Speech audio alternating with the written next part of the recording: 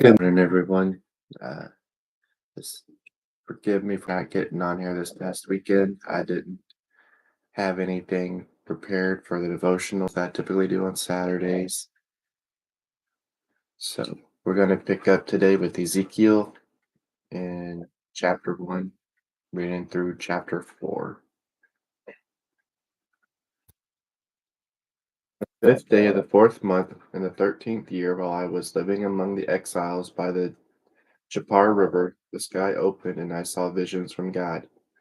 On the fifth day of the month, during the 5th year of the exile of King Jehoiakim, the Lord spoke his word to the priest Ezekiel, son of Buzi, in Babylon by the Chebar River. The power of the Lord came over Ezekiel. As I looked, I saw a storm coming from the north. There was an immense cloud with flashing lightning surrounded by a bright light. The middle of the lightning looked like glowing metal. In the center of the cloud, I saw what looked like four living creatures. They were shaped like humans, but each of them had four faces and four wings. Their legs were straight, their feet were like those of calves, and they glittered like polished bronze. They had human hands under their wings on each of their four sides. All four of them had faces and wings. The wings touched each other, and the creatures went straight ahead, and they did not turn as they moved. Their faces looked like this. From the front, each creature had the face of a human. From the right, each one had the face of a lion. From the left, each one had the face of a bull, and from the back, each one had the face of a. This is what their faces looked like. Their wings were spread out, pointing upward. Each creature had two wings with which they touched each other. The other two wings covered their bodies. Each of the creatures went straight ahead. They went wherever their spirit wanted to go, and they did not turn as they moved. The living creatures looked like burning coals and torches. Fire moved back and forth between the living creatures. The fire was bright, and lightning came out of the fire. The living creatures ran back and forth like lightning. As I looked at the living creatures, I saw a wheel on the ground beside each of them. This is how the wheels looked and how they were made. They looked like barrel. All four wheels looked the same. They looked like a wheel within a wheel. Whenever they moved in any of the four directions without turning as they moved. The rims of the wheels were large and frightening. They were covered with eyes. When the living creatures moved, the wheels moved with them. When the living creatures rose from the earth, the wheels rose. Whenever their spirits wanted to go, the creatures went. The wheels rose with them because the spirit of the living creatures was in the wheels. So whenever the creatures moved, the wheels moved. Whenever the creatures stood still, the wheels stood still. And whenever the creatures stood still, the wheels stood still. And whenever the creatures rose from the earth, the wheels rose with them because the spirit of the living creatures was in the wheels. Something like a dome was spread over the heads of the living creatures. It looked like dazzling crystal. Under the dome, each creature had two wings that were stretched out straight, touching one another. Each creature had two wings that covered its body. When the creatures moved, I heard the sound of their wings. The sound was like the noise of rushing water, like the thunder of the Almighty, like the commotion in an army camp. When the creatures stood still, they lowered their wings. A voice came from above the dome over their heads as they stood still with their wings lowered. Above the dome over their heads was something that looked like a throne made of sapphire. On the throne was a figure that looked like a human. Then I saw what he looked like from the waist up. He looked like glowing bronze with fire all around it. From the waist down, he looked like fire. A bright light surrounded him, and the brightness all around him looked like a rainbow in the clouds. It was like the Lord's glory. When I saw it, I immediately bowed down, and I heard someone speaking. He said to me, "Son of man, stand up, and I will speak to you." As he spoke to me, the Spirit entered me, stood me on my feet, and I heard him speaking to me. He said to me, "Son of man, I am sending you to the people of Israel. They are people from a nation that has rebelled against me. They and their ancestors have rebelled against me to this day. I am sending you to these defiant and stubborn children. Tell them, this is what the Almighty Lord says. Whether these rebellious people listen or not, they will realize that a prophet has been among them. Son of man, don't be afraid of them, or the things they say. Don't be afraid, even though thorns and thistles are around you, and you live among scorpions. Don't let the things they say frighten you. Don't be terrified in their presence, even though they are rebellious people. Speak my words to them, whether they listen or not, because they are rebellious. But you, son of man, listen to what I say. Don't be rebellious like those rebellious people. Open your mouth and eat what I am giving you. As I looked, I saw a hand stretched out toward me. It was a scroll. He spread the scroll in front of me, and there was writing on the front and back. There were funeral songs, songs of mourning, and horrible things written on it. The Lord said to me, Son of man, eat what you find. Eat the scroll, then speak to the people of Israel. So I opened my mouth, and he gave me the scroll to eat. He said to me, Son of man, eat the scroll I'm giving you, and fill your stomach with it. So I ate it and tasted as sweet as honey in my mouth. He said to me, Son of man, go to the people of Israel and speak my words to them. I am not sending you to people whose language is hard to understand or difficult to speak. I am sending you to Israel. I am not sending you to nations whose language is hard to understand, difficult to speak, or whose words you cannot understand. If I send If I send you to those nations, they will certainly listen to you. But the people of Israel will refuse to listen to you because they refuse to listen to me. All the people of Israel are very stubborn and hard headed. Yet I will make you as stubborn and as hard headed as they are. I will make you as hard as a diamond, harder than stone. Don't be afraid of them. Don't be terrified in their presence, even though they are rebellious people.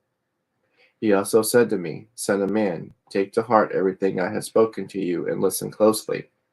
Go to the exiles, to your people, whether they listen or not. Tell them, this is what the Almighty Lord says. Then the Spirit lifted me, and behind me I heard a loud thundering voice say, Blessed is the Lord's glory, which left this place.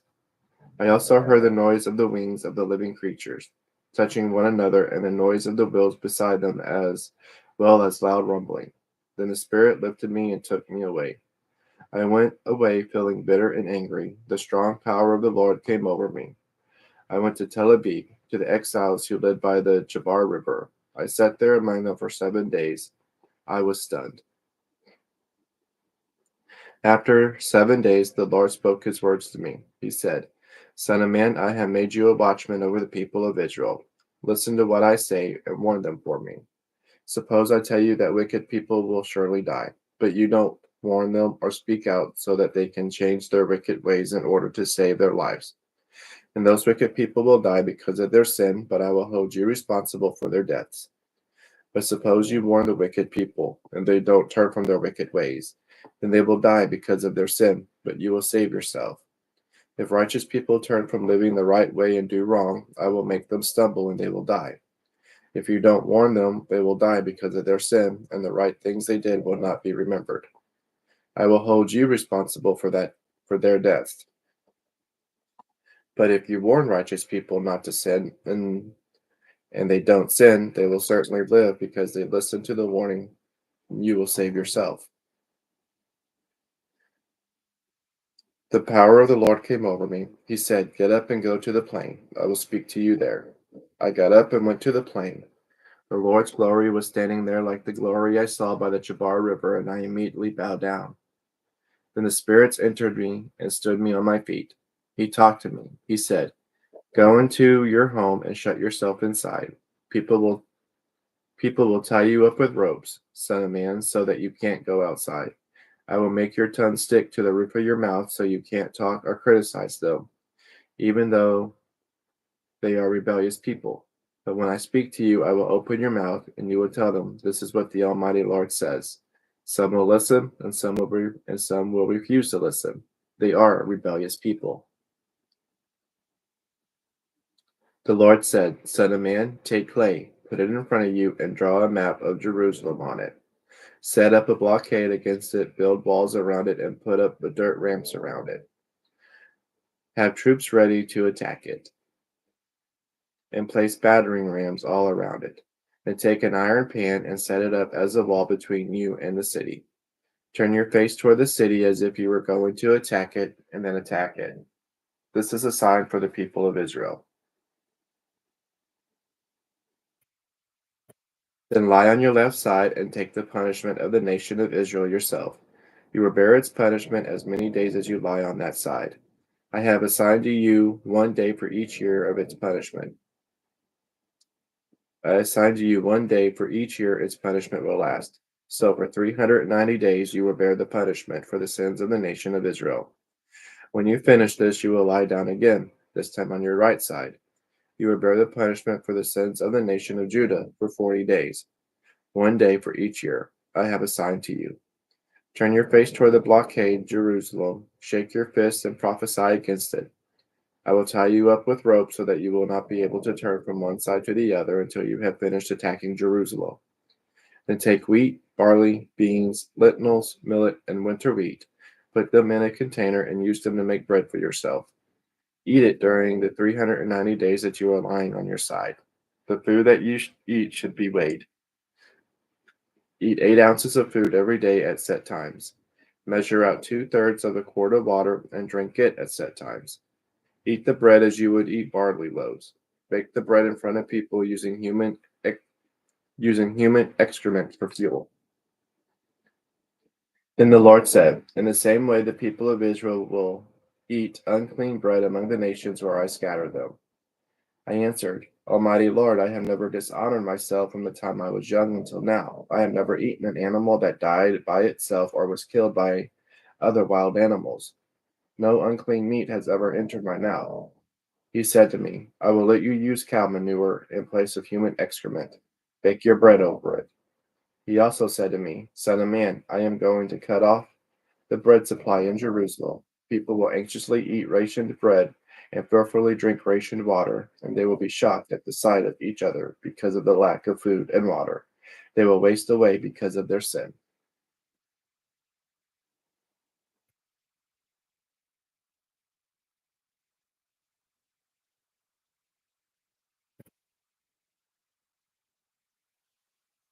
It's amazing because I was drawn to start reading from Ezekiel at the beginning of the year. I would I would consider this a warning, I guess, to America and to the nations because God is getting ready to sit on the judgment seat. If He's already started judging, we need to really rise up in prayer and fasting and really seeking after God to forgive our nation for allowing the stuff that we're allowing to come into the LGBTQ movement. Then you have the amount of uh, abortions, innocent people where the Bible says that he even knew us from the womb, and so what people are thinking are just fetuses or whatever is really a human being. It's really a baby in Jesus's eyes, in God's eyes, and we are bored, and people are aborting them. So me personally, I would just really consider this a warning that God's getting ready to cast judgment, especially on America. But anyways, have a great year. Be blessed this year. And I will see y'all tomorrow morning for the continuation of reading Ezekiel.